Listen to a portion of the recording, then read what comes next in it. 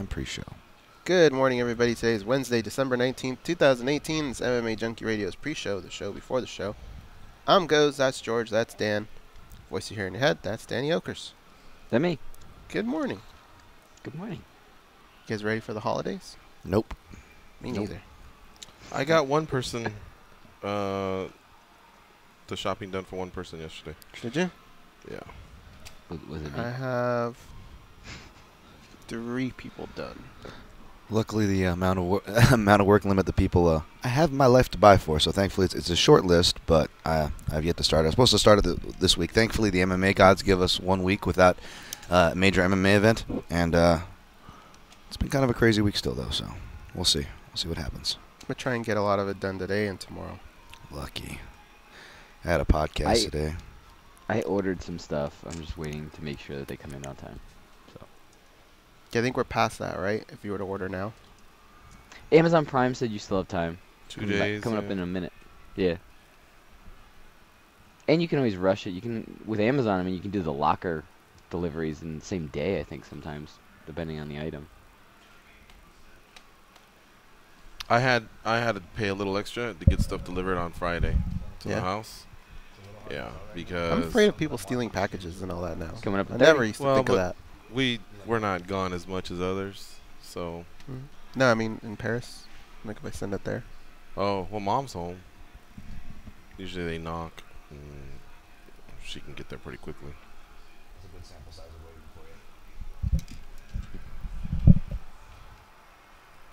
for you. Yeah. 10 seconds. Yeah. Well, the mouse is working, but then it's not. All right, guys. Coming up. Stand by. We're looking good.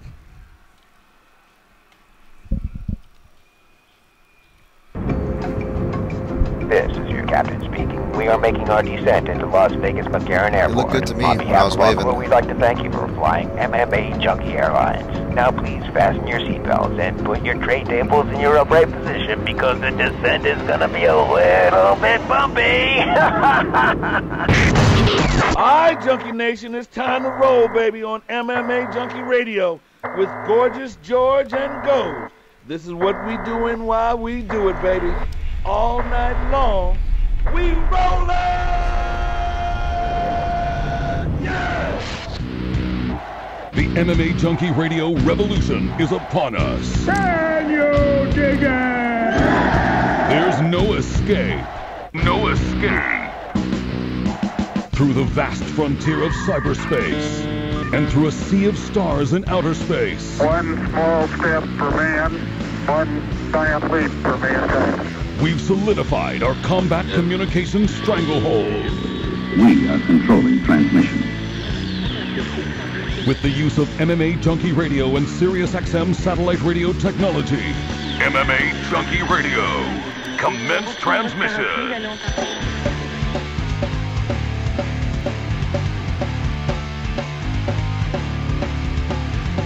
Live from MMA Junkie Radio HQ in the fight capital of the world, Las Vegas, Nevada. Here are your hosts, Gorgeous George and Goes. From the fight capital of the world, inside the beautiful Mandalay Bay Racing Sportsbook, you're listening to the MMA Junkie Radio Show, the only show that matters. I'm your host, Gorgeous George, and as always, the devious and dastardly Goes are his co-host. To my left, it's the fight analyst, Dan Tom. Producing, as always, back east, it's Danny Otto. What's up, fellas? Good morning. Much. Morning. Wednesday, December 19, getting closer to Christmas. Mm-hmm. And we were just talking. I've just started my shopping. I'm 7% done. Where are you at, Goes? 15. Dan, 0? Did you say you hadn't done one yet, or? Yeah, no, I haven't done one yet. All right. And Danny Otto? I'd say about 50%. Oh, all right. You know, there's some people that get it done before December is even struck. They, like, they start in September, and then the last thing is the Black Friday, Cyber Monday combo, and then that's it. Yeah, But I don't either. I like to, if anything, start on the final week of November. But I feel like I want to walk through a mall and hear a little bit of the Christmas music. Okay. I don't want to do it 3 straight days for 8 hours. I could see how the parking would suck, the people would suck, The traffic would suck. Oh, the people I are get certainly that, sucking. but Jeez. I can take one day of it. Oh, you know? people are terrible this time of year. That's the only reason why I don't want to say dislike the holidays, but it makes you dislike the holidays because it's supposed to be about positivity and coming together. But people turn into MFers, man. The mouth breathers that are usually on the road in Las Vegas just get even worse. And oh my goodness, it is awful. My mother's thinking about not even driving anymore, wanting to just Uber around. It's so tough. I mean, it's not even just ignorant driving. It's just bad driving. There's bad driving, which is forgivable. We do bad driving, all of us, once a week. But this is just people that could care less, and it stands out more coming from maybe coming back home from Hawaii or somebody. You know, when you hear about it when Americans visit Japan, you know, the nuclear stuff, all that stuff happened. But you know, how are the people the next day? They're in line waiting, polite. You know, they're not pushing each other for rations. Japan's a whole other animal. Yeah, there, man. And then you know, you look at the stats, and they clean up after those disasters and have their crap together. Sorry to side tangent, but yeah, oh man, the people get crazy this time of year. I love Japan and the law and order there. Cool. It was like oh yeah, you guys, yeah, that's right. You guys got to take it in. You know what worked against my strategy every year was all these videos that you see of packages being stolen. The worst thing I could have ever done was signed up for that group. That Mountain's Edge group, man, they make it seem like we're living in the apocalypse. Every day it's something new. And because we were going to New York, Virginia, I didn't want to order stuff and have it show up at the house.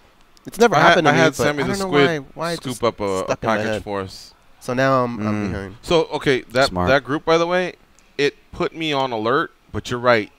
I got so consumed that I was like, whoa, you know, like everyone's a bad person. And then now I still check it, but not as often because people are like tripping over a jaywalker, you know, and it's bad stuff's going down everywhere. The one thing I really liked was the local newspaper. If you just look at I think it's called the Crime Spotter, you can see not much really goes down. Yeah. But whatever. All right. When do you think we'll be back here on the 26th? We're off on the 24th and the 25th for Christmas Eve and Christmas.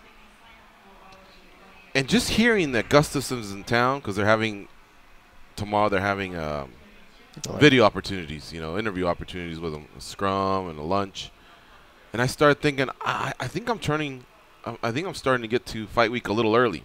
Usually I wait for that Sunday night embedded, and then Monday you show up and it's fight week. But we're going to miss all that. We're going to be here on a Wednesday, and by Wednesday, these guys will be shooting all their pre-fight interviews and things like that, you know, those media days, and I don't want to be late to the party. I want to start talking about it pretty damn soon, man. Gustafson and John Jones, 2013, if I'm not mistaken, is when they fought.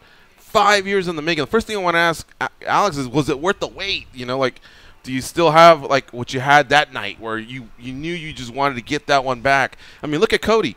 Cody Garbrandt got to run it back with TJ within a year. Hell, within 6-9 months, something like that. You know, and Alex, I mean, there wasn't a title change or anything, but that was a really close fight. Some argued that it was the best light heavyweight fight of all time. And here we had to wait 5 years. I mean, I know that not a lot of this resides with Alex. He's had some injuries and some time off or whatever, but most of this is because of Jones. But where are you at with that? I think he's actually gotten anticipating better. This thing? But you know when it started for me was and I always say this, little things like this with the press conference, when John stood in front of him. Oh, that was a good one. Scuffle. That's when it started for me. That was a good one. I'm pumped up, man. I remembered right away where I was when I watched the first one. And I thought, man, I can't wait. And Alex's performances since then, I really think the dude has actually turned it up a little bit. So I think it's going to be a fun fight. I know on fight week, people are going to be saying, remember when John had time off and he fought OSP, blah, blah, blah. Well, he also had time off and he fought DC. So there's two versions of John Jones coming back after a more than 1 year layoff and either being or being pretty damn spectacular. I'm anxious to see which John Jones shows up for this one because it'll be yet again another over 1 year layoff when he fights Alex Gustafson. But I am so pumped up for this fight.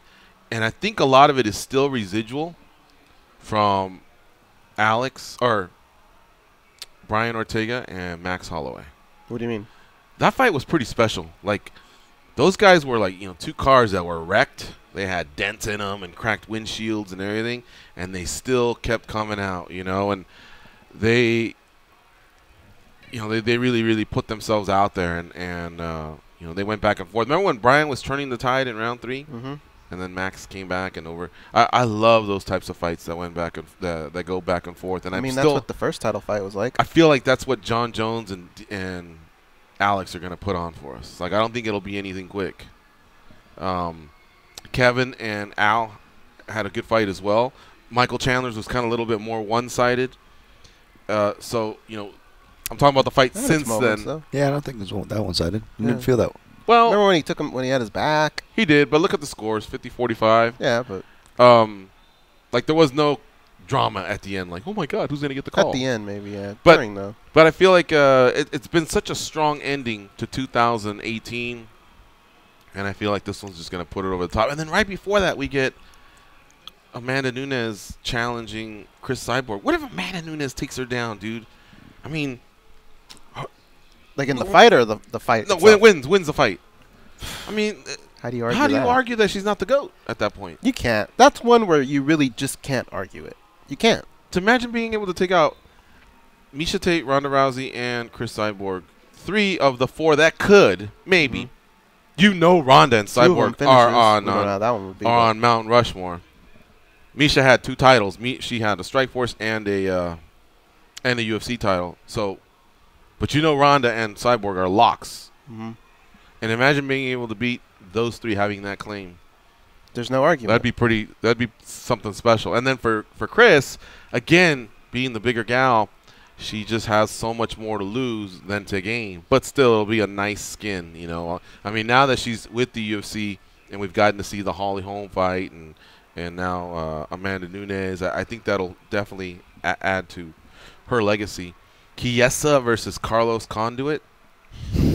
Come on, man. No one's talking about that one, but Chiesa's moving up to 170. And so imagine being able to show up to practice and just work to get better, and not have to worry about those extra 15 pounds. We might be seeing the best Chiesa yet, but with that comes the sacrifice of now you're fighting bigger cats, although Chiesa might even be taller than Conduit. I don't know. Conduit is just... That guy's logged in the miles. It is a good He can show up and do whatever he wants, and no one will have a problem with it. But still, that's not Carlos Condit's style. He comes to fight. He's one of the greats as well. Corey Anderson versus Ealer Latifi. Nice, solid matchup to support the world title fight. I would say Latifi has a little bit more of a in terms of the title picture, but Anderson's turned things around these last 2 fights. Not only has he won 2 fights, he's completely different from the Corey Anderson that was losing these key fights that came out of tough with the size and the wrestling and out of a strong camp. Chad Mendes and Alex Volkanovski. Did I say that right? Volkanovski. This fight is under the radar. Oh, my God. It's going to prove a lot of things when it's done. Yeah. It's a lot more fun. Either Mendes is back and checks the Aussie, or imagine the Aussie. And I mean, we'll be talking about him the way we've been talking about Zabit. And that's a little bit unfair because he's actually logged in more miles than Zabit in the featherweight division, but Zabit's been getting a lot of love.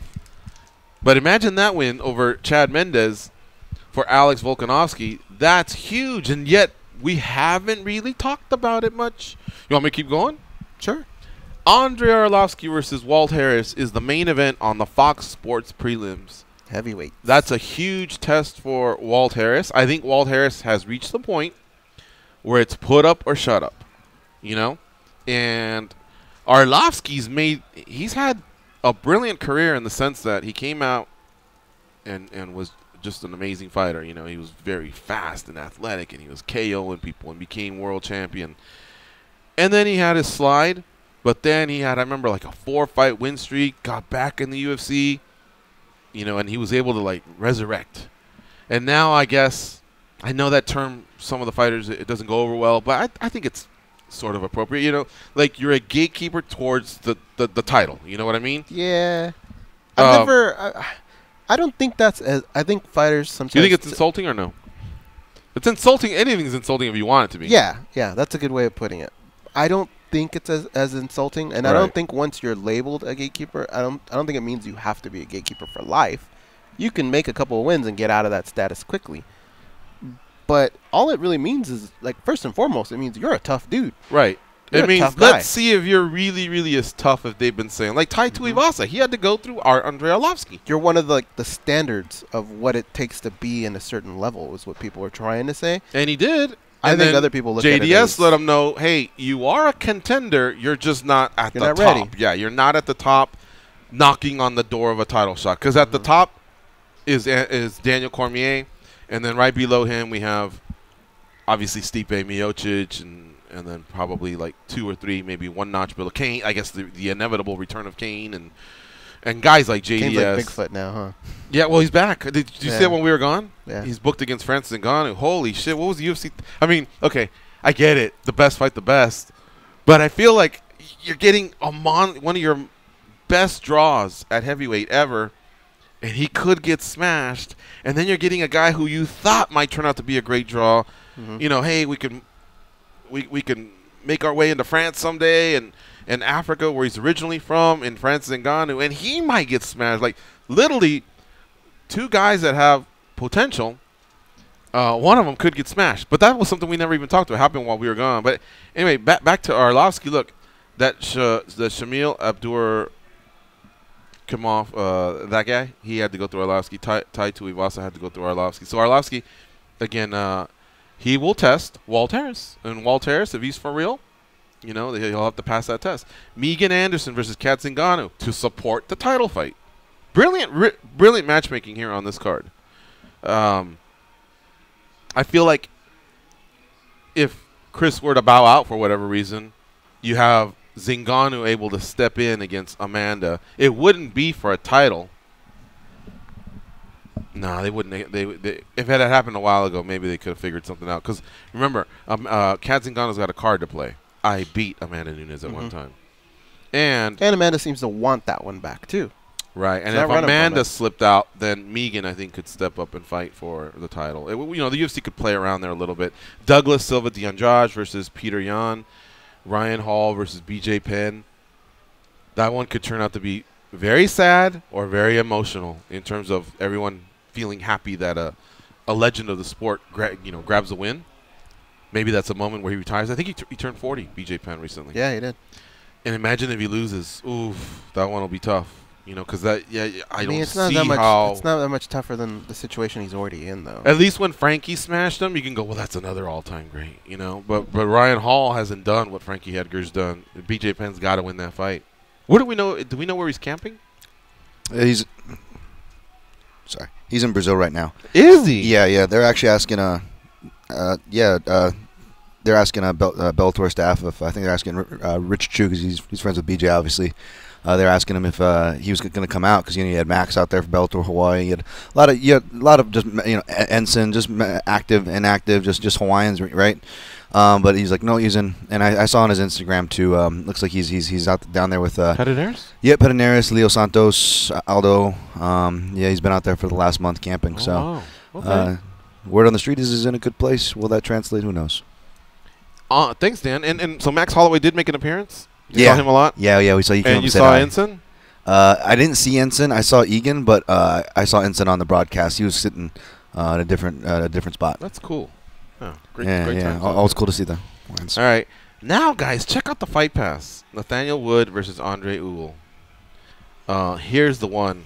I mean, there's 2 of them here that could honestly be the lead fight to the pay-per-view if you want to like draw people in, and get them excited, or even the Fox Sports main event. Check this one out: Bevon Lewis versus Uriah Hall. Come on, Anything Uriah Hall is worth it. Right, but in Uriah Hall's last fight, the loss to Costa, he fought really well. Oh, hell yeah! And Bevon Lewis, we've seen him come in through contenders. He's a beast. He's not messing around. Siyar Barhadizada versus Curtis Millender. Fun. Amazing. And then you still have Brian Kelleher and Montel Jackson. So just Fight Pass alone is going to be fun. And then you turn it over to those other fights. What a great card. That's why, for me, I'm feeling it already. Like I mean, it's not technically fight week, but it's the road to UFC 232 has begun. I'm already on the road, and I'm trekking towards Vegas. I guess I'm somewhere in the desert, and I got, what do you call it, a little ladle? Oh, I don't know. I'm just walking. Yeah. Whenever you ran away when you were a kid. Exactly. And then I got a big jug of water here, and I hope to make it to Vegas. I got a sign that says need 2 tickets. That's me. I've already begun my journey. I'm with you. I mean, we got Christmas coming around the corner, and that's hard to compartmentalize. But once you do that, I'm really excited for this one too. I think I'm going to be diving. Well, I know I'm going to be diving in early with the aforementioned days of the show next week. So maybe I'll try to get a breakdown episode out early. But man, I'm excited to dive into those matchups. Even like you said, even on the Fight Pass, there's some low key fights there. You know how you're going to close out the year. But what's your wish on how to start off the year next year? What's your wish for MMA for next year? For 2019? Mm-hmm. I know mine. Okay. MMA already fulfills mine, actually. As much as I complain, it usually fulfills mine. January is usually a pretty lax month in the schedule, and that's what I like. Like some breathing room. I like starting off hungry, right? Okay. Mine is that ESPN starts to turn it up a little bit. Hey, the UFC's coming to ESPN. Like, why do I feel like that hasn't happened yet? Is it out of respect to Fox? Like, does the UFC have some sort of an agreement that, hey, once January 1st comes around, okay? Remember, when the UFC was going to Fox, there was this huge lead-up. It seemed to be months. Maybe I'm wrong. I don't have the best memory. But it seemed like forever, and everybody was talking about the Fox. People were talking about it. The UFC/Fox, employee. I mean, there was a buzz as we worked our way to that card in Anaheim. Remember, it was kind of like it was a teaser because it was really supposed to start the following year, but it was like in November. We all went to Anaheim, California. If I'm not mistaken, that was Kane versus JDS. Cletus Guida versus Benson, I think. Benson and Cub versus Ricardo Lamas. Yeah, Cletus. Like, I just feel like there was a huge buzz, and with ESPN, there isn't the same. So it could be that Spike just let the UFC go, and Fox was able to build up towards it, whereas Fox is saying, we got to finish these 7 years, and then it's the ESPN era. I don't know how that's going to work. They gave him a nice little tribute, Fox, where I think everything was left on pretty decent terms, the way they did that. That was really nice. Yeah. By the way, we are going to be talking to Karyn Bryant. I think she's going to be calling in pretty soon from Fox, speaking of. Little transition there. And I was just curious, where's Karyn going? Megan kind of was pretty open about the fact that she's going to ESPN. And I hadn't heard anything from Karyn until today I saw on Twitter. First of all, her Twitter was telling me, stay tuned for big news. And then that was like a few posts ago. Mm-hmm. And then on today's, she clarified on the latest episode of MMA Heat with Alan Jaban that it's just a matter of crossing T's and dotting I's, but it looks like she's headed that way. Cool. So I am happy for her because I really think she's done an outstanding job. All right, and joining us now on the hotline is Karyn Bryant. Hello, Karyn. How you doing? How you doing? Great. Thanks for coming. Thanks for joining us again here on MMA Junkie Radio. Can you hear us? Yeah, I got you. Thanks for having me on. All right. So it looks like that latest episode of Heat, you kind of let out the teaser. You are headed towards ESPN. Yeah, I had mentioned it a little bit here and there beforehand, but really hadn't gotten real specific about it because I just want to make sure, that I really had everything finished up negotiating and that we really were clear on everything, which I really didn't foresee a problem. But, you just don't want to get ahead of yourself sometimes. So even though I knew it was really going in that direction. So, now we've really kind of finished up everything, like you were saying, dotted the I's, crossed the T's. So we're good to go. So, yeah, I'm really psyched. I'm very psyched. Will you still be in the same capacity, as a host, as an anchor, or do you know what your role will be? Yeah, I'll still be doing what I'm doing, kind of like what I was saying on the podcast. It's just that I don't know how everything is going to exactly work yet, right? Like if the shows will look just the same.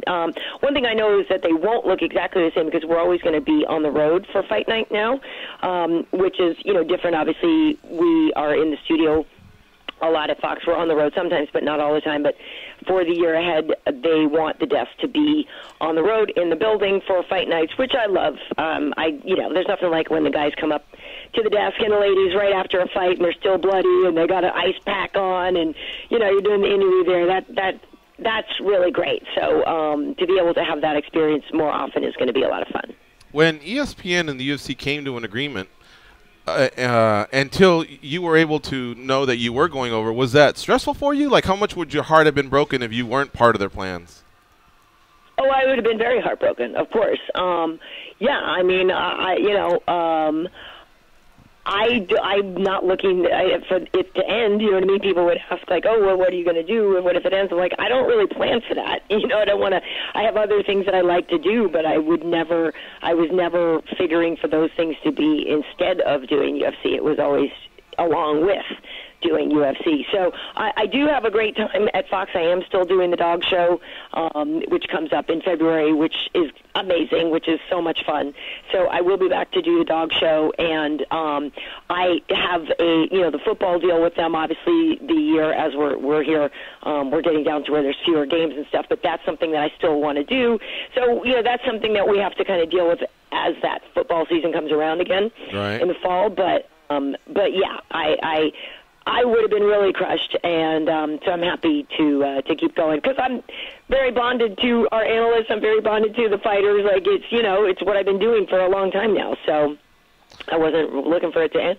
And I think you're very bonded to MMA. It comes across that you really love the sport, and a lot of people have said that. I've noticed it. Now, look, you're always going to have haters, but I still see a lot of people that were very happy.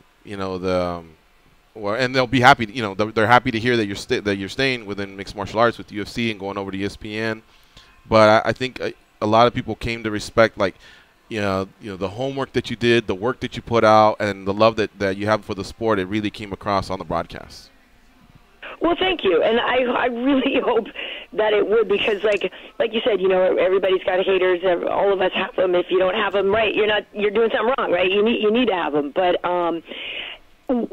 Honestly, the thing that really would bother me the most, I guess, is if somebody was saying something negative and they're, oh, you're so fake up there on TV, and like such a fake laugh, and you're so fake, and I'm like, oh my God, like I literally, like, what you see is what you get. It's literally me. So to me, that always seemed like the weirdest criticism or the strangest sort of personal attack, because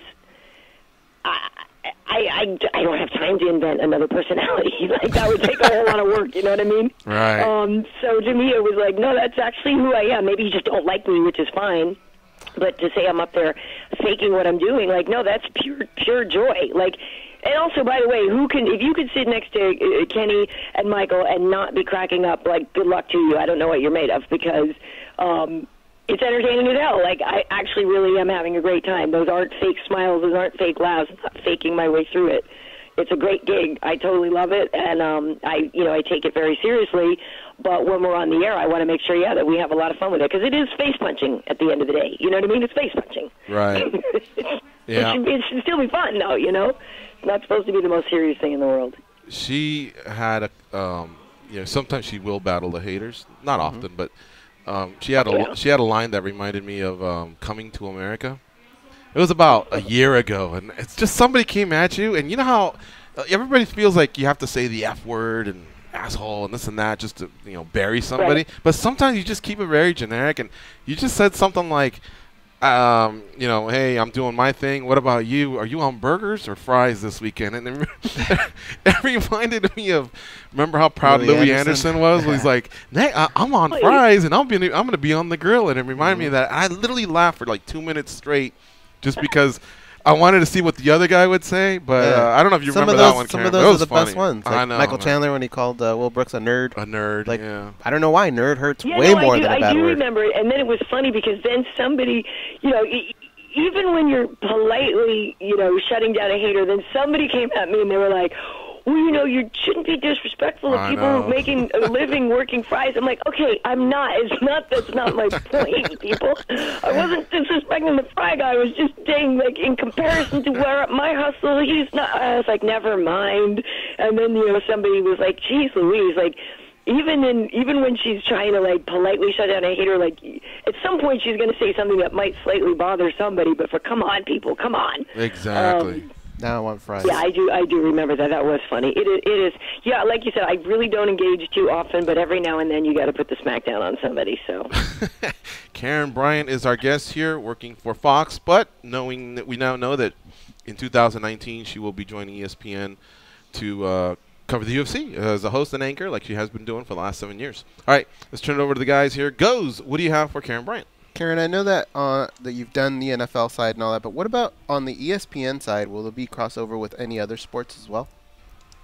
Well, I really hope so. I mean, that's the thing where I was saying, oh, it could get tricky with that. I mean, the whole thing is even from day one when I got to Fox, I told them, like, please don't think of me only as a person who can cover fighting. Like, that's my bread and butter, and that's what I love, but it's not the only thing I love, and it's not the only thing I could do. So when the football thing came around, I was very excited. It's something I had hoped for a very long time. So it was a little upsetting, like, oh, great, it's coming now, but it's near the end of the time here. Oh, no, like the timing, kind of bummed me out a little bit. But then, any opportunity, anytime you get it, I just jumped at it. But, yeah, I mean, here's the thing is obviously, I really, really love football. That my dad used to coach Pop Warner football. That's how I learned to love football. Was standing next to him. He had his clipboard out, and I was in 7th grade, and he's coaching the team. So I've always loved football. But I played sports when I was younger, and the sport I actually was best at was baseball. And I really like it, too. And so that's something that over there I know they're ramping up some more of that coverage. They're bringing some things back around. That could be something that I wouldn't mind getting in on. Obviously, if I would love to do football over there if that was the opportunity. But, it's a weird thing, right, because I have the Fox one right now, and you don't want to say no to one and, and ask for the other. But long answer for a short question is yes, I would love to get in on other sports. I don't want to only be doing fights. Where I really enjoyed you at Fox, and I'm going to be honest with you, I didn't want to enjoy this. It was tough talk. And it was only because I had already invested so much time in the episode. Right. I didn't want them to grab me for another 30 minutes, but you were really good at it, and you did grab me in there. I sat there, and I would watch it every week. Is there a particular tough season that just felt close to home that you really enjoyed doing, whether it was the coaches or the athletes on that season? Well, obviously getting to introduce the strawweights was really amazing. And for me, I had known Rose before she even was in the UFC. I, first met Rose along with Pat because I knew him first. So for that season to be able to not only see a friend of mine do so well in that show and be successful, but to introduce all of those women and to bring that division in was really a special time and a special treat. I didn't love how catty sometimes the show, like how that was what got promoted more, because I think there was a lot more to those women than just that side. But that was very entertaining to me to work on that one. In terms of the coaching too, though, gosh, I look back now. I mean, anytime you say it, everybody's like, oh, you guys are just always all over Conor, but like, that season was really fun, and when we had him and Uriah in to do things together and promote the show, it was gold. Like it was totally fun, and I remember asking Uriah about it after, like, dude, come on, you like Conor, like, you can't hate that dude, he's too entertaining. And yeah, I do, but their season was so fun. And it really did spill over into making it just a very entertaining time to be around the up-and-coming fighters, and also just those two guys as coaches was, that was definitely very special, too.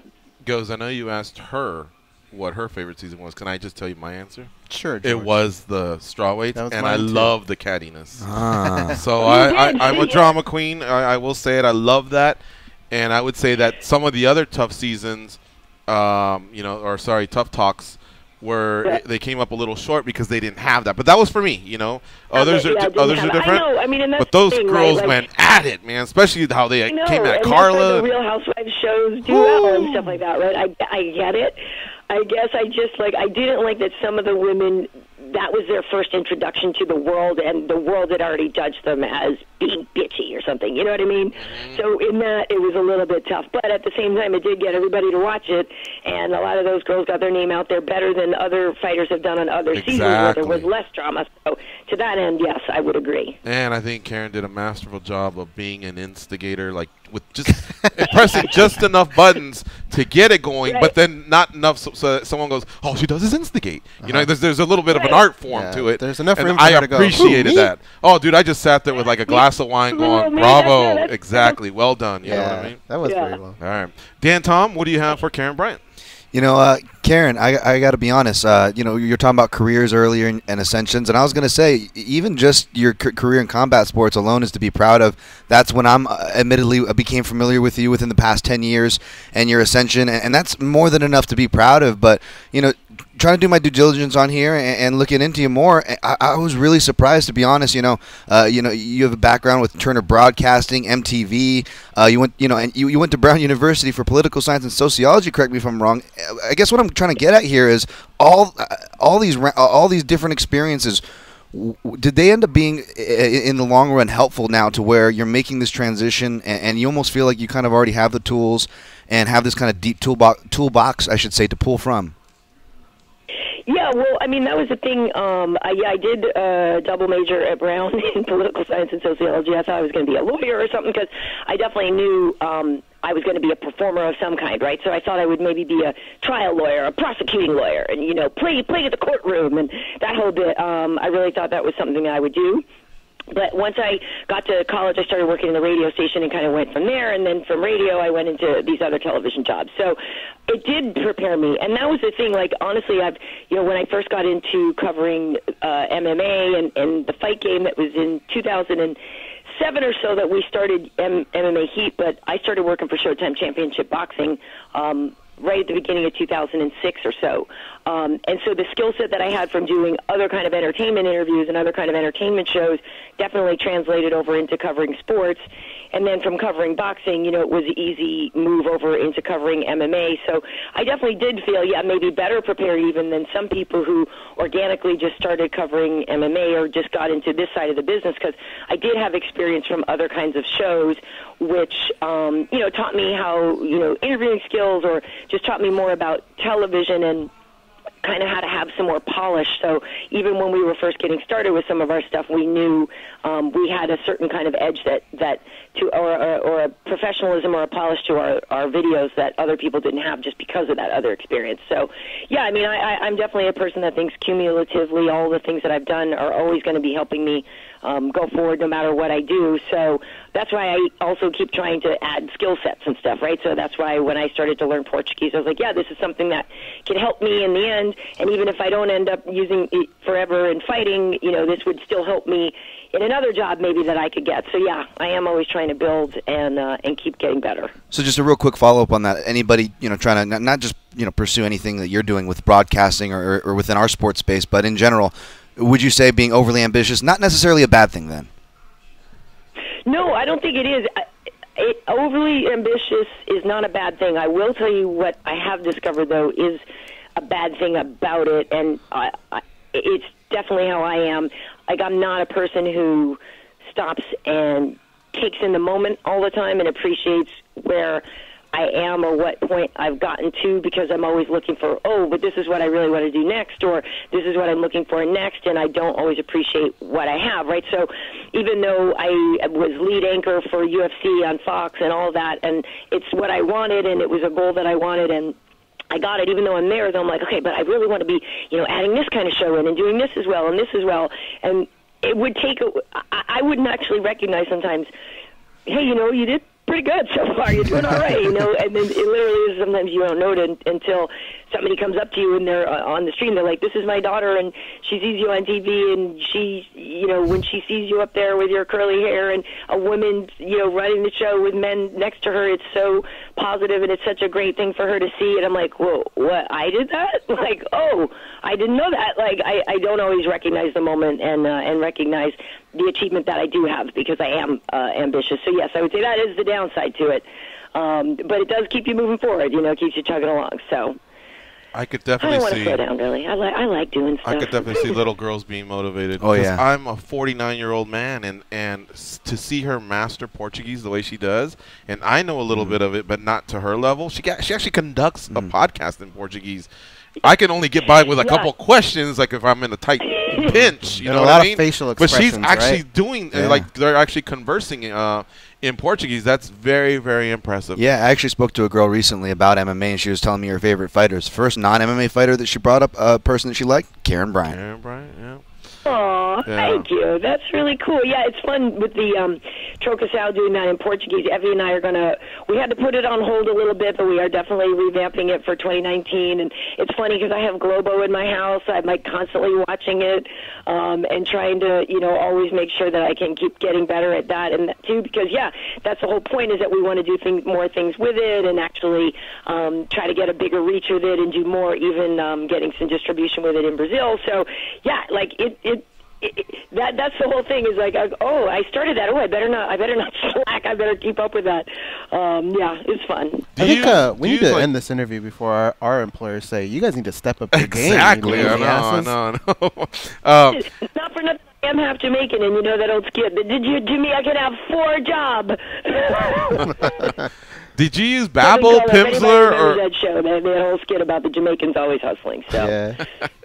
Did you use Babel, Pimsleur, or did you learn it through books, or how did you learn to polish up your Portuguese like you did? Yeah, I started with Rosetta Stone, okay. and I was very dedicated with it. So I started with Rosetta Stone, and then once I got through all the levels on Rosetta Stone, I got some textbooks, and then, like I said, we actually pay extra here on our cable service to get Globo here. So a lot of time I watch some of the news programming, and at first you kind of have to start off with some of the children's shows or some of the things where they speak a little slower, and news and things like that before I just jump right into the full-on like telenovela type stuff. It's I try to practice it to some degree every day. There are some programs like Innovative Language is a program on the computer you can use, and they have like lessons. So sometimes when I'm driving around in LA traffic, I'm actually listening to a Portuguese lesson or something like that. Very impressive. All right. Well, Karyn, thank you so much for joining us here on the show. It's always great to catch up with you every couple months, see what's going on. You do a lot for the sport. Massive respect. I'm glad the UFC's bringing you over to ESPN. And even though we touched on it lightly, we really enjoyed your work on the sidelines, too, for the NFL. You and Megan knocked it out of the park. So great job. And hopefully one of these times when you're in Vegas, we can bring you in the studio to have you co-host an episode with us. That'd be really fun. I would love it. Thanks for having me on, you guys. All right, Much Karyn. appreciated. All right. Have a nice morning. Take Bye-bye. it easy. Take care. You. All right, we got to go to a commercial. It's MMA Junkie Radio on Fight Nation Channel 93. Stay close. We'll be right back. Follow her on Twitter, by the way, at Karyn Bryant, Karyn, and then Bryant, Bryant.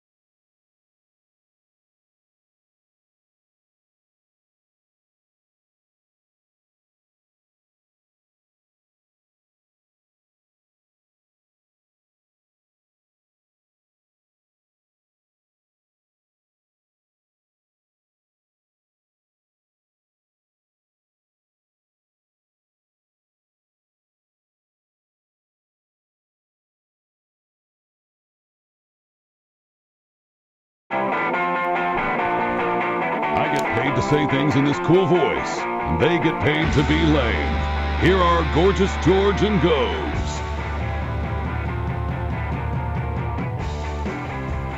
Get the radio channel numbers and a link to listen to your favorite NFL, college basketball, NBA, or NHL team sent right to your smart device. Just go to SiriusXM.com/sports today and click Add to my calendar. All right, I'm back in the YouTube chat. Kind of haven't been there in a few days.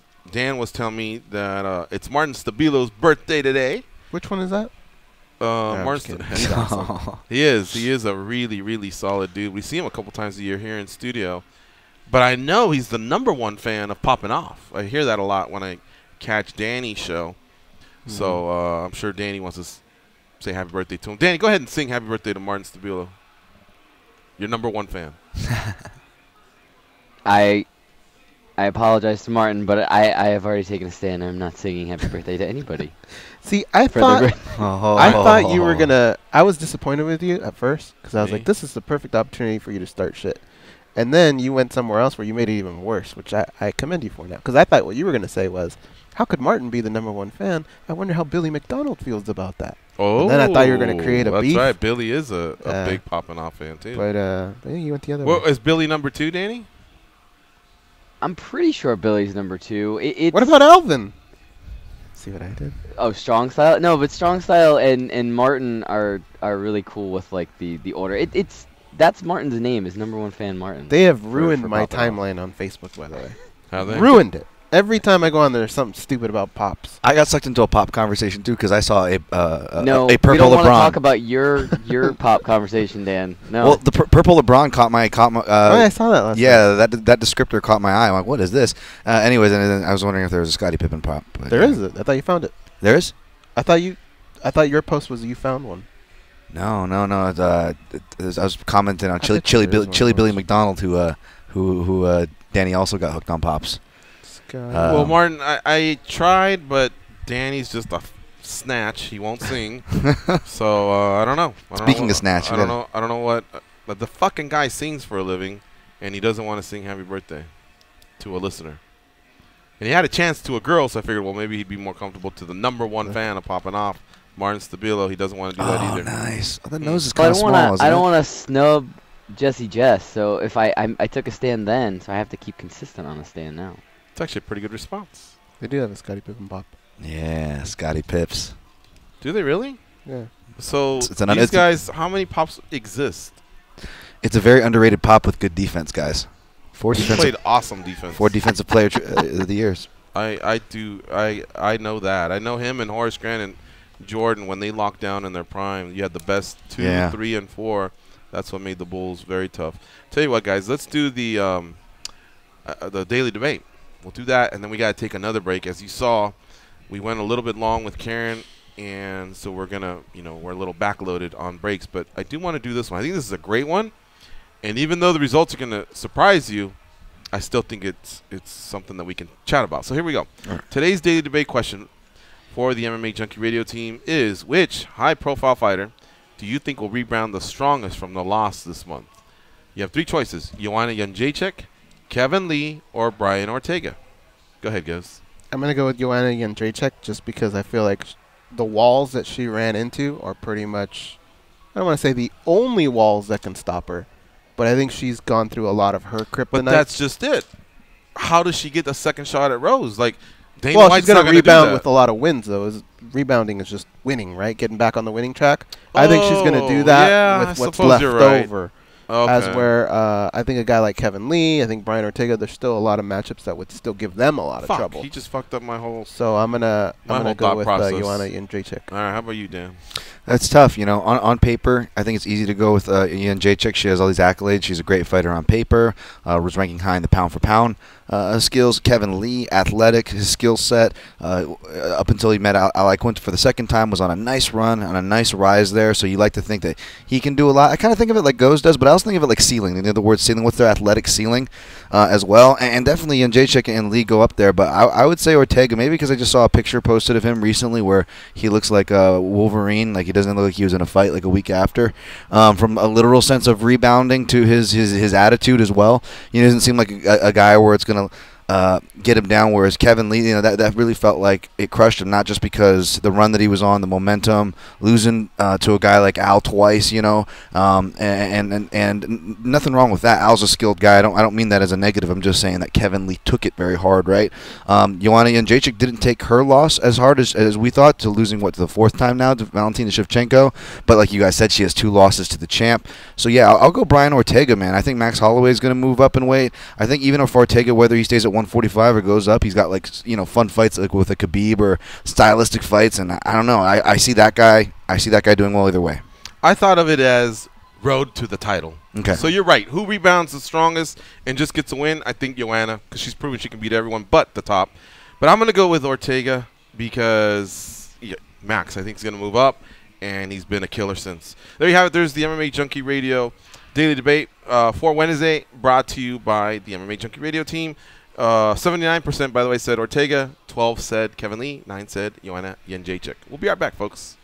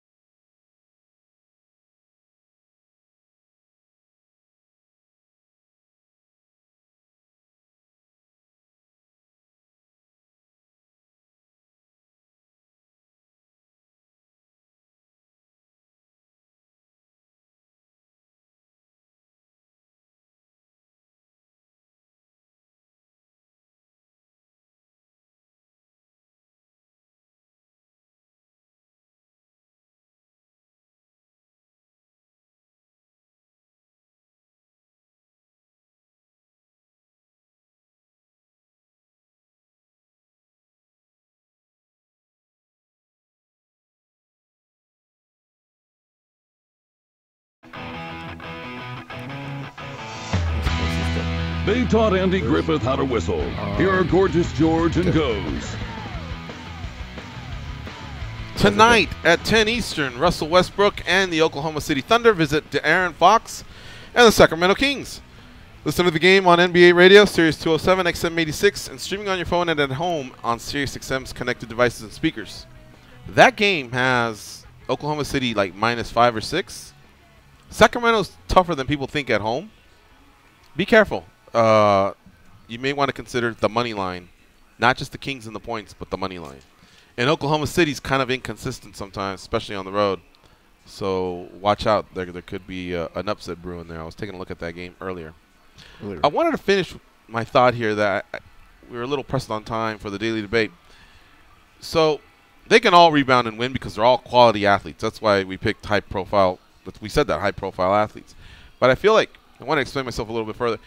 I was thinking the road to the title, like who can wear gold, and I figured Joanna's just got Rose in front of her. She lost to her twice. She needs miracles to happen. But I guess really not. I mean, Andrade could beat Joanna or Rose, and then boom, Joanna's back in the game. But I feel like so many title shots she's had, I just don't know if the UFC is going to go take it easy. You need to fight someone else. Maybe I didn't think that one through. With Kevin, he's in a division where Habib and Conor still have to answer to the NSAC. Then you got Tony Ferguson waiting in the wings. And then you got Ray Janelle is now back in the picture with 2 wins over Kevin Lee. And Dustin Poirier's been a beast. So I feel like Kevin's like about 18 months away from getting a sniff at a title shot. He would have to win 3 high-profile fights. And that's why I went with Ortega, because Max, probably a good chance he might move up. But let's say Max loses to Moicano, who is more than likely the next guy. Ortega's got to win over that guy. Or let's say he fought Frankie Edgar. Ortega's got to win there. I feel like Ortega's got a hand to play. He only needs to fight one time, win, and he's, back in the game. So that's why I went with that one. All right. We are up against the break. It's a quick one, and we'll come back. We'll take some calls, 866-522-2846. Looks like Showtime's already on the on-deck circle. And in the second hour, by the way, we'll also be talking to 2 of our guests that we have scheduled for today, Liam McGeary and Ray Longo. So lots going on here on the MMA Junkie Radio Show.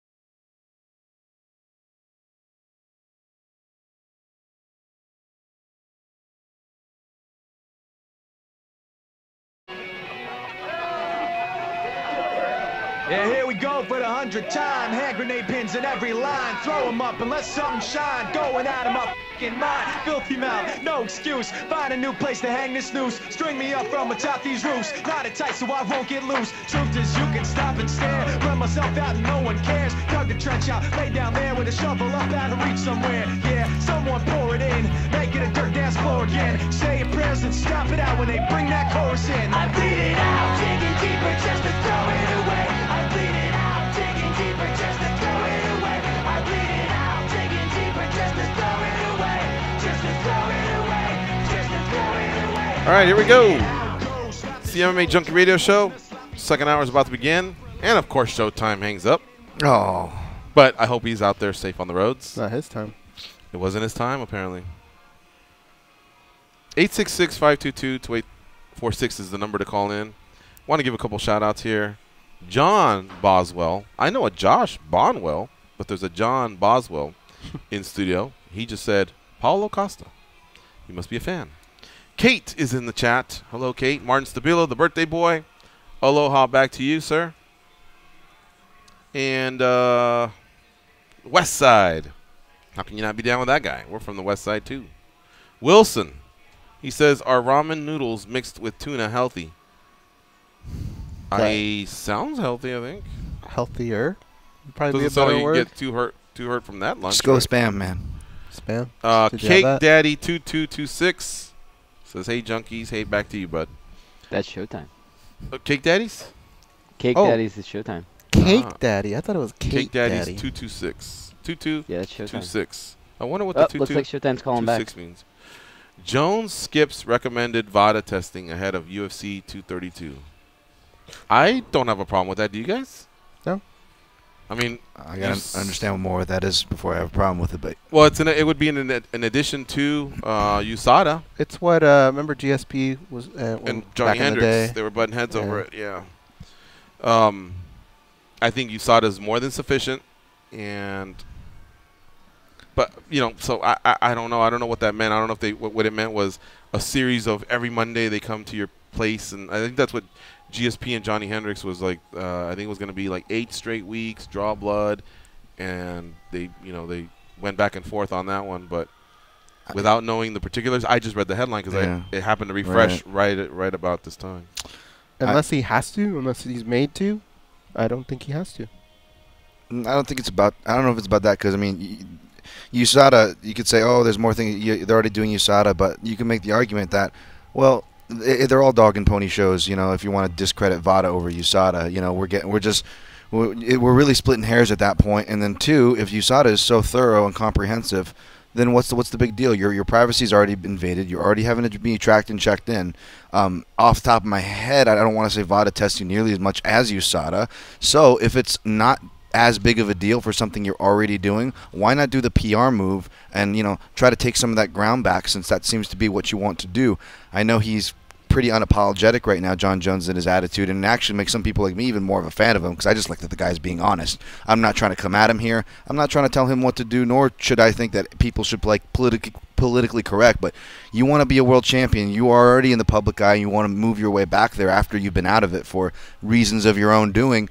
Why not just take a little easy PR move to start, work your way, not even just for good graces, but more importantly, your legacy. I know that's important to him, and that touches his legacy. Community service to do the public image, sure, that'll help your image, but community service doesn't help his legacy, right? Like, we'll go to bat for him when it comes to that Matt Hamill loss, right? We're like, oh, he didn't lose to Matt Hamill. We will, as fickle as MMA fans and as short as their memory are, we will go to bat for certain things. It's not that we won't. So for me, it's almost like a dumb move. If it's not as hard as USADA, why don't you just do it, man? The only thing I can think of is maybe pot. I know USADA is more lax on it. Like, you only have to, what is it, the competition hours? I mean, you'd have to do it except the day of. If you are a big pothead, they recommend a few days before. I know USADA is lax on that, and I don't know if VADA is, and I'm trying to read the article to see if that maybe made a little bit of sense. It's true. He did say in a recent interview, right, George, that he still smokes. So, okay. All right. No, but you're right. If you're already going through all that, what? And I'm not saying that's my argument. I'm just saying that's the argument that I think is to be made. If it's like, hey, why not? I'll do it. Yeah.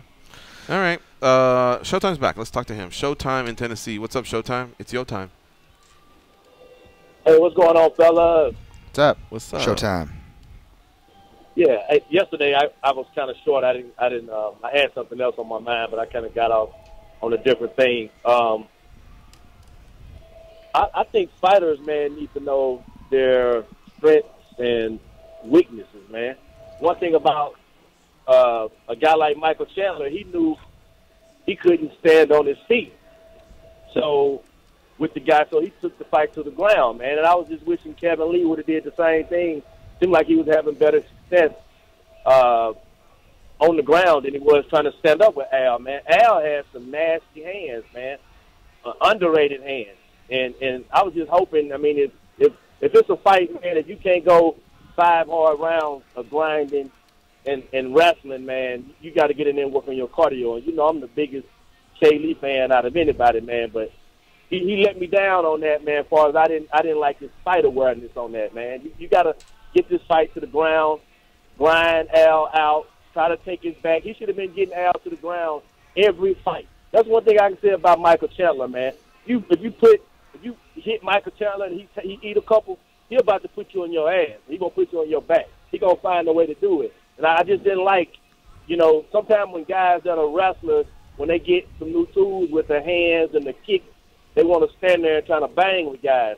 And he wasn't gonna win that banging battle with Al, just standing on the feet trying to outbox Al. It wasn't gonna happen like that. But I felt like overall he's a better martial artist, but he didn't show it that night, man. Well, he did win rounds 2 and 3 because of the wrestling and the grappling game that he had. In round 5, he did go for a takedown, and he didn't get it. And I remember even the announcers going, "Oh!" And I could just see that it demoralized him. And I think Al was very, very happy to fight that takedown. And who knows if he gets him down. And, again, we said the 2 of the judges were 2-2 going into the 5th. But there's a possibility he could have won that fight had he gotten that takedown. Because once he was keeping Al down, he was keeping him down for a while, even though Al was able to get back to his feet. So it wasn't that he didn't try in round 5. Round 4 I don't remember as vividly, but I do remember round 5 him trying to get a takedown at one point and just being unsuccessful. But by then he was also more gassed than Al. Al had the better cardio, and he was very damaged. So, yeah. I actually got a chance to rewatch it last night as well. I felt that there was a bit vacant there too from when I was watching with the sound off the first time to watching it the second time around. But what I will say is I actually had it sounds very basic what you're saying, but it's so true, Showtime, as far as sticking to your strengths. And that's the main thing I talked about with Big John McCarthy at the weigh-ins before Chandler and Primus. In fact, most of his thing was he goes, doing the study because Big John does his due diligence. He goes and watches all the tape study on the fighters he's going to call, and he's like, so many of these guys, Dan, don't go to their strengths, And he was going through each matchup and citing all these examples of how they started, because Big John was calling a lot of their fights as they started, and how they've kind of progressed and how that cost them later on. So that's a very real thing, Showtime. I mean, it just think. If you fighting a guy like Khabib or a guy like Chandler, if they miss one takedown, Khabib may shoot 5-6 times. That's what you got to do if that's your strength. You can't stand there. I think he took a lot of damage that he didn't have to take. If he'd have took that fight to the ground, he wouldn't have took all that damage. I know it's easier for us to say because we're not in there doing it and we don't know what's going on. But that goes back to us again saying that's why Michael Chandler has the belt again, because he stuck to his game plan, and he knows his strengths and he knows his limitations. And he went to his strength. Every time he got hit, I said, okay, he's going to take him down now. And he did. Showtime, I know you're the biggest Kay Lee fan on the planet. If him and Chandler locked up, who would you take? Shit, at this time, I hate to say it, but I'll take Chandler because his gas tank. Kay Lee got to get that gas tank up, man. You got to get that gas tank up, And a lot of people were like, well, he didn't grapple with him, each round because of his gas tank. He didn't want to gas out. But shit, he got to get in there and do some more cardio. Got to do some more cardio, because that's one thing about when you got that. If you're a wrestler and you got that grinded out style, you're supposed to be able to grind it out 5 hard rounds. I think if he had his cardio up right, if he could just grind on guys as big as he is, man, and as strong as he is, man, he'll be a nightmare. If he can go 5 hard rounds like that. But right now, it don't look like he can go 5 hard rounds like that, up that grinding pace. He wouldn't have took all that damage, in my opinion, if he would have had that type of game plan. I know we ran out of time yesterday, but I did want to congratulate you on, I believe it's your nephew, right? Wasn't he like the defensive MVP in that game? Yeah. He was the defensive MVP, man, in the New Mexico Bowl, man. He got 2 interceptions, man. I'm so proud of that kid, man. That kid basically bet on himself. He went to school where I live, UT Chattanooga, where Sarah Owens went, and the coach took another job, so he transferred out because he was like he wanted to go play big boy ball. So he went to Independence, Kansas, and played 1 year, which he was a junior college All-American there, and then signed with Utah State. And everybody was like, "Well, why are you going all the way out to Utah?" And the kid was like, "Man, that's where God led me to go." So the kid went out there, man, had a hell of a year, and how it's looking right now, if he comes back and have another year like that next year, he's going to get drafted by somebody, man. He's a good kid. That's awesome, man. 2 interceptions in one game that doesn't happen often. Mm-hmm. All right. Thanks for the call, Showtime. Good stuff. Okay, guys. All right, we'll see you. All right, so this hour we're going to go a little earlier with the breaks because we don't have that extra hour to reroute a guest. Let's call it scheduling rust. I just want to make sure we're smooth and ready to go. We're going to take the small break now, and we'll come back with Liam McGeary, who got a win over King Mo at Bellator 213. Stay close. It's the MMA Junkie Radio Show on Fight Nation Channel 93.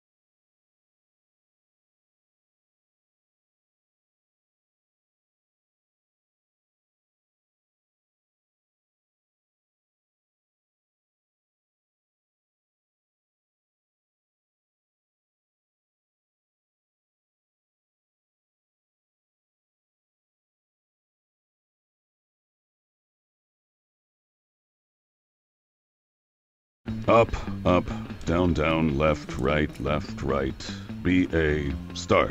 You told me that code would get rid of them. Yeah, well, they're still here. Okay, but now they know I tried to kill them. Hold on, Mom. Here George and goes.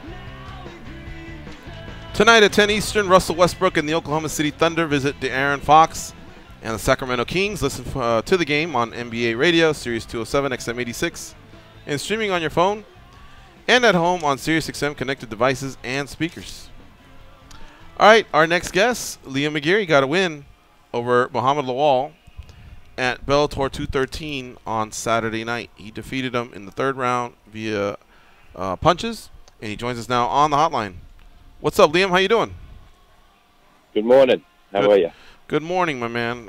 Congratulations on your win this past Saturday over King Mo. Thank you. Thank you. That was a huge feather in your cap. You know, he's done very well for himself in the past few years. He's been a light heavyweight champ over at Strikeforce, and you know he's also had a pretty decent heavyweight career. A lot of people don't know that. I think he's like 12-2. So huge win for you. And now I think it's the type of win where once Ryan Bader's is done figuring out that heavyweight Grand Prix, I think you casted your name as a contender there for his title. Yeah, well, I hope so. I mean, we'll have to figure out what's going on next, but no, I'm enjoying the win over Mo. That's for sure. Mm-hmm. I worked hard for that one. You know, as you said, Mo is a very, very tough opponent. I couldn't take that lightly, so I literally had to do everything and push myself to limits where I've never been before in training. Right. And so I wanted to ask you, how much did you have to immerse yourself just in wrestling alone, knowing that you were fighting a guy who even represented our country, on the world circuit? Mo didn't just do well in colleges; he did well on the international level. Yeah, no, I joined a new team. I started training with the Ultimate Training Center in Huntington Beach, and Paul Herrera and Tiki, and we concentrated a lot on wrestling. Every day we was doing wrestling-based positions, moves, techniques, and basically I was just doing everything every day for 2 months, getting up over and over and over again. If they take me down, then I get back up and just learning how to stop the takedown properly. Mm-hmm. So this is literally like that 2-month camp. You learned a lot, and now you got the result. So this is something you're going to be able to carry for the rest of your career. That sacrifice you made to, just address the wrestling over and over and over. I mean, how that must be one of the most, aside from winning and titles and things like that. You must be pretty proud of, being able to cross that hurdle. For a lot of people, there's a lot of fighters that come from striking base that just aren't able to do that, and that's always their kryptonite. And I think for you, it's got to feel good to get past something like that. Because I mean, my all of my fights they've just taken me down, and I haven't been able to work from where I love my jiu-jitsu, but they were able to shut down my jiu-jitsu with their wrestling. So I had to figure out something, and to go to the next level in this MMA game, I had to make these serious sacrifices, and I had to seriously take the wrestling to the next level. Mm-hmm. I am a striker, and I think they was just trying to time everything, and I like to throw down, and they just timed it. So I had to just change a lot of stuff up. Yeah, and it definitely worked. Liam McGeary is our guest here on the MMA Junkie Radio Show. We're talking about the big win that he had this past weekend over Muhammad Lawal. Got the finish in round 3. And now I guess it'll be a 2-horse race. I know Nemkov also has, a road to the title as well, but we'll see how they figure it all out. Let me turn it over now to Dan Tom, our fight analyst. Dan, what do you have for Liam McGeary?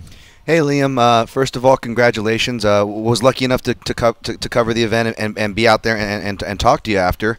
I got to say, the first thing I noticed after the fight, obviously, you were limping there. You had a bit of the hematoma in the shin. Can I ask you how you're doing now? Did that go down? So for the last few days, it's literally been, my left leg has been double the size of my right. But now it's gone down today. It's back to the normal size. The original lump on the front of the shin is back, so I can see it, and I've got an ankle left again. So, but yeah, and I mean, there's a fight, you know, bruises and lumps. We always come away with bruises and lumps, and it's not a fight if you haven't, you know. So, but yeah, no, it's fine. There's Right. bruising now. Right, and aside from that, you know, on a previous note, you look great. You know, when I saw the odds for it, you know, I didn't hate that Mo was favored over you, but I was really surprised that it was that far. I thought it was almost a pick'em fight, and then when I saw you show up to weigh-ins at Fight Week, Liam, you could really tell. Again, you're a professional. I'm not saying you were in any sort of bad shape before, but you know, after watching for a minute, you can tell when a fighter really shows up. You know, shows up on weight, on point, and you look like all things were firing. Was that how you were feeling going into this fight? Yes, it was. I watched the video and I'm marching up to make the weight, and but yeah, no, I was fully focused on what I had to do. You know, this was a very important fight. I had to win this fight, and I think everyone had me pegged to lose this one. I know Mo, they had me pegged because he was a wrestler, so all he was going to do was take me down, beat the crap out of me, and every round, and that was the way it was going to go. But I had different plans, you know. It's I wasn't going to take it easy. I wasn't going to take it light. It was my friend, or he is my friend to fight. So, and I had to take him seriously. So, and that's exactly what I did. Right on. And just last one for me, I guess. You know, a part of you said the Huntington Beach Training Center, obviously new home for a training camp, but new home in a different sense. Honolulu, Hawaii. Correct me if I'm wrong. Are you still hanging out there now after the fight's done? Are you with your significant other and family there? Yeah, I live out here now, so I just literally not long up. It's feeding time here at the zoo. Kids are getting fed, and that's a job in itself. But yeah, no, I'm happy over in Hawaii. You know, it's nice and warm, and I'm done with the cold, man. It's only if I choose to be cold. I want to be cold. I lied. Last one about Hawaii. You know, whether you discovering something on your own or maybe the lady introduced you. Have you found what's your favorite local grinds? You know, us Hawaiians, we love our food. Well, what has Mcgeary been turned on to out there? To be honest with you, I still eat just chicken and steak. I like the teriyaki steak dishes. But yeah, I stick to the strict diet, really. You know, that's all I was eating through camp, and that's all I pretty much eat. You know. Steak and chicken and sweet potato. Damn, now I'm getting hungry. All right, I skipped breakfast today. This is killing me. I haven't even eaten my breakfast yet, so I'll have some poached steaks going on, I think. All right. Goes, what do you have for Liam McGeary? Liam, that switch over there with Tiki, Paul Herrera, how long did it take you to gel with the group and just figure out this is something that you want to do going forward? A week. That's it. That's it. You know, it was. I've got a very high work rate, and Paul and Tiki, they know how to treat fighters. They know what they're doing. We're training them. They know when to push and when not to push. And with me, I kind of just do this, okay, do that, okay, do this, okay, rest, okay. You know, this is a job, and I needed coaches where that was going to happen. You know, and they were amazed at what I could do, and for a 36-year-old, you know, and I just managed to push and push and push and keep going. They asked me to do it, and I just keep going, you know. So yeah, I think that definitely helps with when you're working with, like, to make a good working team. I wanted to see if you can elaborate on something in one of your post-fight interviews with us, of all people. You had said you had your head up your ass for 2 years. And I thought about what you were saying, but you know, you've had a very successful career. Can you maybe elaborate on what exactly you felt, why you said that, and what led to that? I don't know. Things going on outside, things going on inside. It just we're in this job, you know. I mean, people say, like, oh yeah, you've got to be violent, you know. It's a fight. You're fighting, so it's great to be angry and go in there angry and frustrated. But it's the complete opposite. You know, if you go in there frustrated and angry, and you end up making a lot of mistakes. And for a couple of years there, I was angry, and I was thinking about the wrong things inside the cage, you know. And I should have been thinking of what my job in hand was to be done, and that wasn't the case. So that's what I meant by my head was up my ass. It was not in the right place where it should have been. We're talking to Liam McGeary here, former Bellator tournament champion, former Bellator light heavyweight champion, and now coming off a win over King Mo Lawal, taking his record to 13-3 with 12 finishes, by the way. That's over 90%. That's a very, very impressive finishing rate. Let's close with this, Liam. You won the title from Emmanuel Newton, excuse me. You defended it versus Tito Ortiz, and you just beat Mo Lawal. Rank those 3 wins for me there. Do the titles are they still a little bit more special, or was there something about beating King Mo Lawal, who's been a very well respected light heavyweight for so many years? To be honest with you, I think it's probably Tito, Mo, and then the title. If you want me to rank them, okay.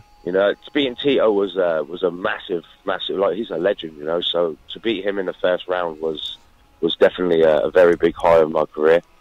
Beating Mo, a very, very highly decorated wrestler, and doing it in the fashion that I did it in, and winning the title. I didn't finish the fight, the performance. I mean, they said it's like, you had 11 submission attempts or 16. I don't know how many submission attempts, right? But I should have finished them. It's not a case of like these other fights. I like to finish fights, and winning the title. It was exciting. I've watched it. I actually watched it again. It was an exciting fight to watch. But I'd have liked to have caught him in one of those submission attempts. My knee was actually pretty bad at the time there, so I was having a few problems there, squeezing on the triangle. But I mean, winning the title was definitely a good thing. But I mean, at the end of the day, it still doesn't pay the bills. It's just that's all we've got to do: put food in front of us and feed our families now. I know you've dabbled in the past with kickboxing. Will we catch you on a Bellator kickboxing in 2019? I haven't dabbled in kickboxing. Oh yeah, what you're talking about? My first one. Yes. That was my friend put on a show. He asked if I'd have a fight on there, and I was like, yeah, go on then. That was like my first ever fight in front of a crowd. Mm-hmm. So, but I don't know. I if I'm doing just kickboxing, then I like to go down to the ground, And if I'm just boxing, I like to throw my feet. So I prefer. I think it's safer if I just did all of it as MMA. I got you. All right. Well, hey, congratulations. Seriously, man. That was, Bellator knocked it out of the park this past weekend with the 2 cards back to back. It was some really, really high-level athletes going at it. And, again, very impressed with your win. Like Dan was saying, you were an underdog. We live in Vegas. We broadcast out of Vegas. So we look at the odds, here a lot. So I don't know if you're a gambler or if your friends are or if anybody put some money on you. But no, my friend is a gambler, and he was actually telling me like about the odds, and then he was like, when I did the weigh-ins, the odds massively changed, and apparently I broke Vegas with the betting. Everyone was betting, and then they won, or I won, and then they won, so they had to pay out big time. There you have it. Yeah, you were plus 185. Mo was favored at minus. I don't understand what that means, but yeah, everyone loves an underdog. I'll explain it to you real fast. Mo Lawal was minus 265. That means you got to walk up with $265 to make 100. Whereas with you walk up with 100 to make 185. So you were the underdog. You had the more favorable odds. That's why anybody that walked up with 100 walked out with 185. Anybody that walked out with 1,000 walked out with 1,185. So yeah, pretty big win for you, man. I'm glad the people who put the bets on me and had faith in me won. All right. Well, thanks for joining us here on MMA Junkie Radio. I know you got some poached eggs to hit up. But again, congratulations, and hopefully in 2019 we can catch up again. Yeah, definitely, for sure. I'm going to have a busy one, that's for sure. All right. Thanks, mate. Thanks for having me on the show, lads. All right, we'll see you. Bye. That is Liam McGeary coming off a huge win at Bellator 213. All right, where are we at with breaks? It depends. We still need one more. We still need one more, but we have Ray Longo. I want to sail to the finish line with Ray Longo. Okay. Because he's always very, very entertaining. I mean, what I want to know is we still have to do the longer break in the second hour? I believe so, right, Danny? Still the big one. Okay. All right, so... Don't. Sorry. Say it. So let's do that right now. Let's do that on the heels of our interview with Liam McGeary. If you didn't catch it earlier, we also had Karyn Bryant. Don't forget, man, that SiriusXM app does not play commercial-free and HD quality. You can catch all of our shows and all the past shows, and you can play those in your car or excuse me, on your Sirius XM connected devices and speakers. That's what I was trying to say. All right, stay close, folks. We'll be right back.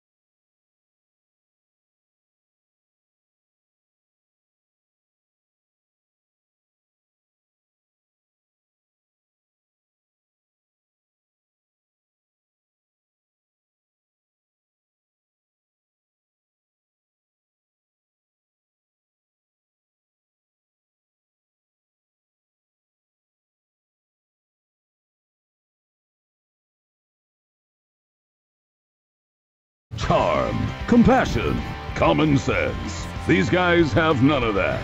You listen to them, so you're no better. I am awesome, though. They are Gorgeous George and Goes.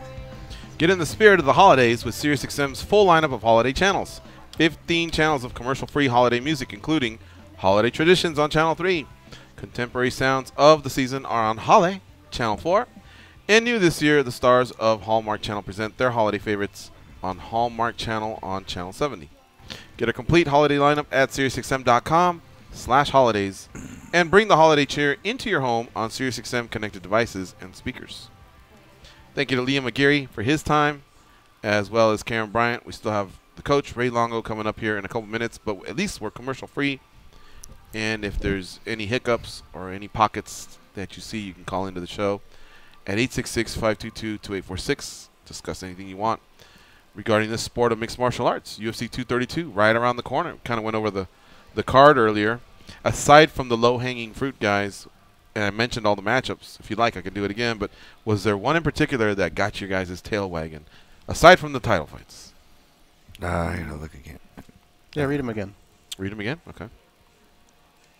Volkanovski versus Mendes. Okay. Millender. That's a good one. That was kind of the one I said that's under the radar, just because I think it'll be a fun matchup, but I also think it solves a lot of issues. Okay. So that's it, or you want me to keep reading? You'll keep reading. There's Millender versus Bahardizada. There's Bevon Lewis. He's fighting Uriah Hall. There's Penn and Hall, meaning BJ Penn versus Ryan Hall. So that could be a great moment or a sad moment. It could be sentimental. You know what I mean? That's got some, and it could be a fun fight on the ground too. Ryan Hall's got legit jiu-jitsu, but so does BJ Penn. So those are my candidates, along with Zingano and Anderson. And I think Harrison Arlovsky could be fun just because you just know that more than likely someone could end up going to sleep there. Latifi Anderson, Conduit Chiesa, that would be it. That would round it out. I'm going to stay with mine. Mendes and Volkanovski. I like the opening, man. I think you're going to have a banger of an opening from the bantamweight banger between Callahera Jackson. Then you got Millender, Bahardizada, Hall Lewis, like you said. Nathaniel Wood is a guy who puts on real fun fights. Brad Pickett's protege there from the UK, one of those talents. Then I'm probably going to hide in a closet and try not to cry during BJ Penn versus Ryan Hall. But my low-key one. Douglas Da Silva de Andrade versus Peter Yan. That's going to be a fun match. Douglas Da Silva de Andrade should give Peter Yan a nice fight that'll really get both their skills showing. But I'm a big fan of Peter Yan since him coming over to ACB and his battle with Magomedov made me a fan of that guy. I'm glad to see him here in the UFC. So Peter Yan's my low-key dude. But yeah, I don't blame the Mendes versus Volkanovski. Volkanovski, that's the featherweight Khabib as I and maybe not a literal sense, but he's got that skill set as far as the featherweights go, and it's gonna be interesting.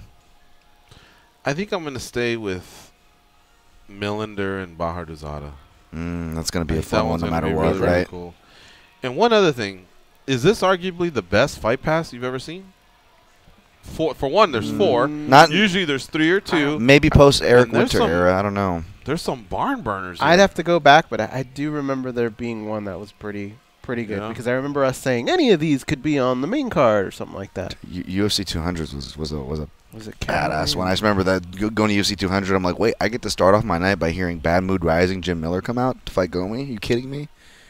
All right, we got to get to the coach here. The coach is ready to go. I'm talking about Ray Longo, who has coached Matt Serra and Chris Weidman to world titles. And to close out 2018, he had 2 of his newest, or not newest because they've been in the UFC for a while, but youngest guys. Aljamain Sterling got a huge win in Dallas, Texas in September.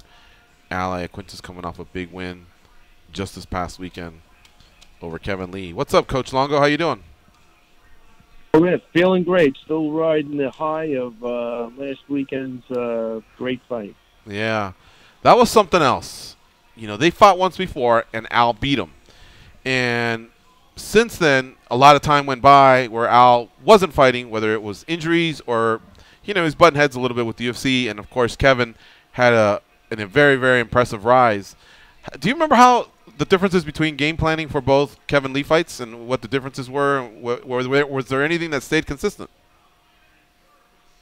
Man, I honestly don't remember the first fight game planning. I knew, this fight I remember because it just happened, but I don't really remember the first fight. So that's hard to answer. But I knew for this fight he had one way to win, and that was probably going to be on the floor. And I think Matt Serra did a great job. He took away all of those submissions, and Al felt really comfortable. And I think that was a big part of what happened. I think Kevin Lee probably even burnt out his legs a little bit going for that stuff. And as soon as they got back up, Al was right on him, and it looked like that was a huge difference in the fight. In fact, I think when I was rewatching it, I think I even overheard you say it, either between round 2 and 3 or 3 and 4. Same thing, that you had a feeling that Kevin had taxed his legs quite a bit, and that for Al to now start putting pressure and upping the tempo. Exactly, that was in round 4. Okay. So in between 3 and 4, yeah. What was it like, if we even go back further, to pick your guy up, Iaquinta? Look, he lost that fight to Nurmagomedov, but I thought he accomplished a lot. He gained a lot of experience in that fight, and I knew he was going to be a better fighter for it. But tell me about just the year with Iaquinta, with that fight and now coming to get this huge win. Was it a massive reconstruction to pick this guy up after that title loss and get his confidence back, or were you guys able to get right to it right away? Definitely, no. There was no picking the confidence up, because I got to tell you, man, I really viewed that Khabib fight as a huge plus. I didn't take one negative thought out of that fight. What that kid did, and I really don't believe people can grasp what was happening there. He did not train for a 5-round fight. He didn't do any wrestling for that fight. He was training for Paul Felder. And to take a fight, which a lot of guys turned down on 24 hours notice, is just a win. I didn't really care what happened. I mean, you saw what he did on a short period of time, and I don't think people gave him credit. I was really confused why he was even that he was a huge underdog against Kevin Lee. And I really took the Khabib fight as a big thing. I think it gave him the confidence that if he could go 5 rounds with a guy like that, and now he's going to train for 5 rounds, that his cardio would have to be off the charts, and it really was. But I don't think people give him enough credit for the Khabib fight, even after Khabib, choked out Conor. I mean, he's run through everybody. Right. And yet, why you would make Kevin Lee the favorite is beyond me. I don't even that part I didn't get. I mean, I can get like a maybe a slight underdog for inactivity maybe, but I don't know. I even looked at like the Barboza fight with Kevin Lee. I'm saying Kevin Lee does not do that to Barboza if Barboza wasn't just previously mauled by a grizzly bear for 3 rounds. I'm saying that's a different outcome. But it's hard to come off a fight with Khabib like that where you got totally mauled and then go up against another strong wrestler. So we knew what Kevin Lee brought to the table, and that was about it. But no, I think the Khabib fight was a huge thing. There was no brushing off. It was just a positive from day one. It's just what Al is just making sure his body feels good and he's able to train the right way, and we accomplished that, which was a fucking plus for me, which I was happy about. Ray Longo, our guest here on MMA Junkie Radio. He was in the corner this past weekend as Al Iaquinta defeated Kevin Lee at UFC on Fox 31. Goes, what do you have for Ray Longo? Coach, we had a discussion yesterday about Al, and I brought up a point, and I know you know him well. He may be the only one that can answer this, but I just kind of want your opinion on this. And it's just, I'm so impressed with the improvements that he's made, and it seems like he still has a lot of room to get better. That being said, if he were to let real estate go, okay, just for maybe a year or 2, and took whatever that time is, whether it's 2 hours a day, 3 hours a day that he devotes to that and devotes it to mixed martial arts, do you feel like there is room that would still even improve his game even more? Not. Look, the real estate thing, real estate's the type of thing you could pick your own hours. And me and Al have a relationship where we don't have a set schedule when we're training. We could train Saturday night at 11 o'clock. So he gets the same training whether he's doing real estate or he's not doing real estate. I don't think it taxes him at all. Trust me, with Al, it's just if his body feels good, he's going to be good. So, yeah, you could always improve. There's absolutely no question about it. But the real estate thing will have no effect, and I don't even see him quitting. Matter of fact, I just with him last night. He's going to sell my mother's house for me. What about? I mean, that didn't take anything. I think we met at 11:45 last night. We went up to my mother's house, and there was a 20-minute meeting, and we got the ball started. So it's not, you'd have to actually ask him, but I can tell you he dedicates a lot of time to training. I don't think he could train anymore. I don't care what he's doing on the side. If anything, the real estate will suffer, not his training. I don't know if that makes sense to you, but yeah, he has the. I'm telling you, man, we're here Sunday nights, we're here Saturday nights. We have no limits. It's not a schedule where you're in with the group this night. This is when we do this. We make our own schedule, and that's the way I kind of like it, and I think that's the way he likes it, and it works out great. How important is it when these figureheads of your gym get a victory? And I'm talking about the Chris Weidmans of the world, the Al Quintas, the Aljamain Sterlings. What is that mood like when you come back into the gym on Monday? Huge. There's no better mood than that. Huge. I mean, there is not a better feeling taking that plane ride home with a win as opposed to coming home with a loss. But again, and I'm going to say this with the Khabib fight, I did not feel like it was a loss. I felt like it was a win on so many levels just to see this guy's heart, determination, and grit. And I know what we did because I trained him, so I know what we did before that fight. So what he did in that fight is actually more impressive than what he did in the Kevin Lee fight. You know what I mean? That's the way I look at it. So, but yeah, to get a win for these guys, look, we're a small gym. We got, 5, 6 guys in the UFC. Every win for every guy is good. And I got to tell you, the other night was a championship fight to me. That's the way I viewed it. That's the way I looked at it. And that's the way it felt to me. You see me and Matt in the corner. When we get a W, it's a big thing. Every fight at these guys. Look, Aljamain, Weidman, Iaquinta, Merab, Bravola. Look, every fight is a big fight. Especially for Al, the guys in the top 10. There's no easy fight. You know what I mean? And they're fighting at any given point in time. All of these guys that they're fighting could be champions. So, to me, I view it as a big deal. I think that's what makes us special. We're all emotionally invested in each other. And I think that's got to be a good feeling going into the fights. Al was surrounded by great people. During that week, he had Aljo with him. He had Merab with him. He had his another kid that fights, an up-and-coming kid, Dennis Bazooka, with him. It's a good feeling, guys. It really is. We're a close-knit group. We're not looking to, grab guys from the outside, even though a couple, now it's happening a little bit, but it's still got to be the right mix. Water seeks its own level, and if you're a guy on this team, you're most likely a pretty good dude. All right, Dan Tom, our fight analyst, he's got something for you. Dan, what do you have for the coach? Man, that's a perfect fight analyst. Hey, not much of a fight analyst. I was wrong on the pick, but I'll take my medicine here in a second. I want to touch on something you just said though, Ray. You in your team and specifically, we have a lot of these fun discussions. Whether it's like, what would this guy be like with this or without this? Which team is better? And I remember back in the day when we were saying, the American Top Team or AKA, and when people would say Cesar Gracie and make a case for the Cesar Gracie fight team, they would make the case to say, hey, you know what?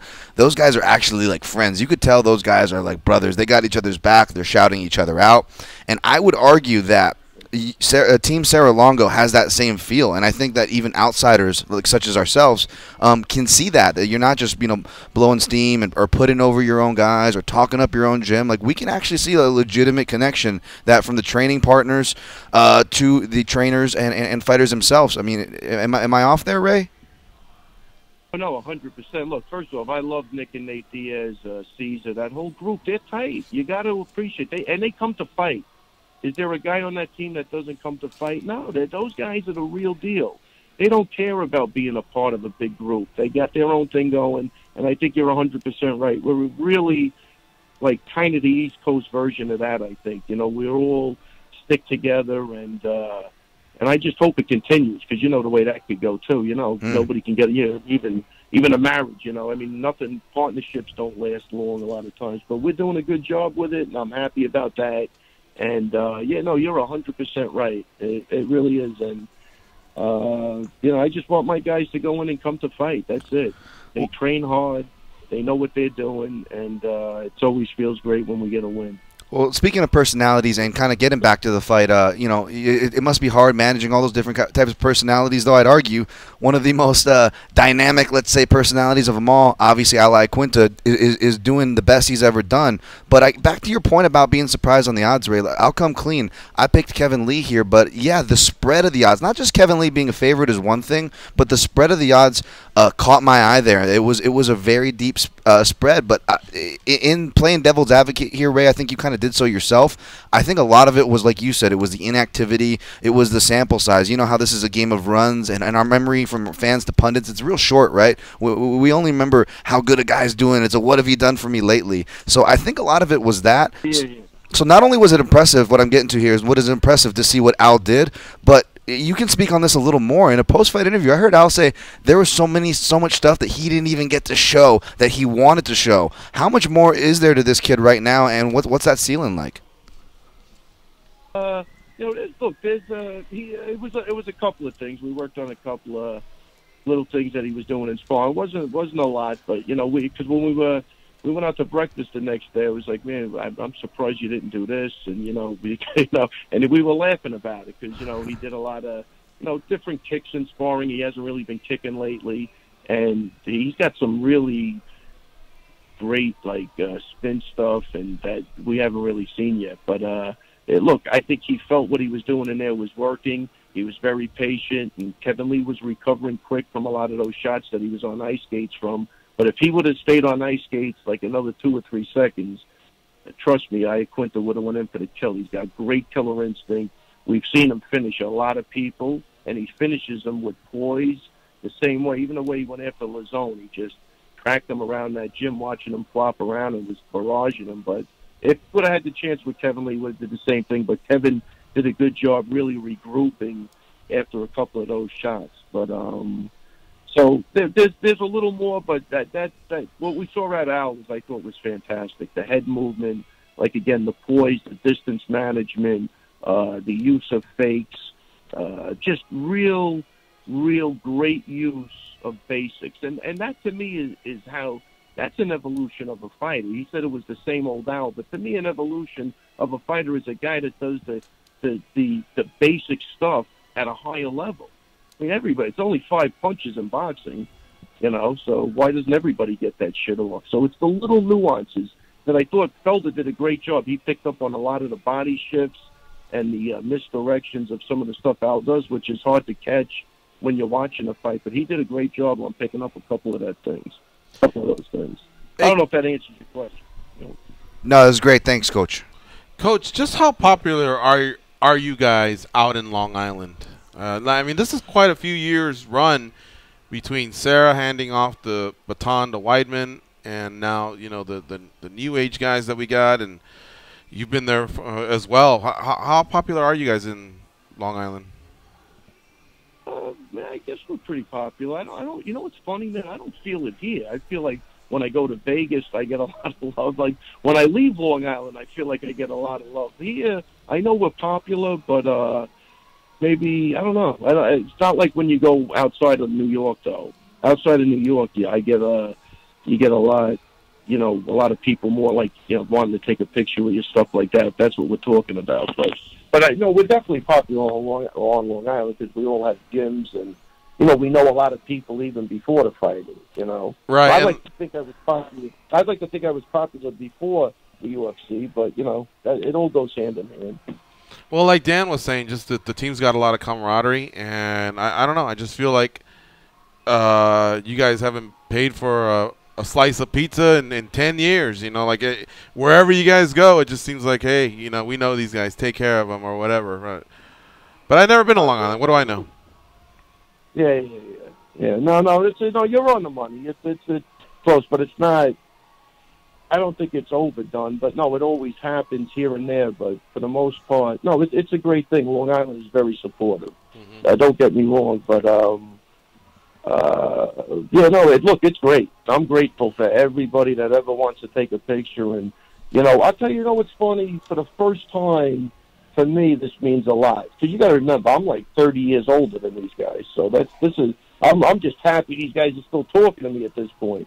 But the other day, my daughter came home and her teacher was a big fan, and that means more to me. Like, I don't even think my kids knew what I was doing for 20 years. Yeah. Now it's starting to come to fruition when they're out. They watch the fight with their friends, which is that's the first that ever happened, and that makes me happy when I see like my kids reaping the benefits. So you're right, though. We're definitely. Like, if somebody heard me doing this interview, they'd probably say I was bullshitting because everybody knows it's on Long Island. But it's, I don't know. I just think, I don't know. I talk to everybody, so I feel like I don't know if I'm talking to them because of the UFC or I'm just talking to them because, that's who I am, All right. Well, Coach, we got to get on out of here, man. But it's great catching up with you. Congratulations. We're always very happy when your team has success. You guys are a bunch of great guys. So thank you very much for stopping by. Yeah, thanks, guys. Always a pleasure talking to you. Thank you very much. All right, we'll talk to you soon. All right, folks, there you have it. That's Coach Ray Longo in the corner of Ally Quinta this past weekend. Huge win for Ray Janelle. All right, follow Ray on Twitter at Ray Longo MMA. And McGeary at Liam_McGeary. I gave Karyn Bryant earlier. Want to thank all three guests for stopping by today's show. Shout out to myself for lining that up.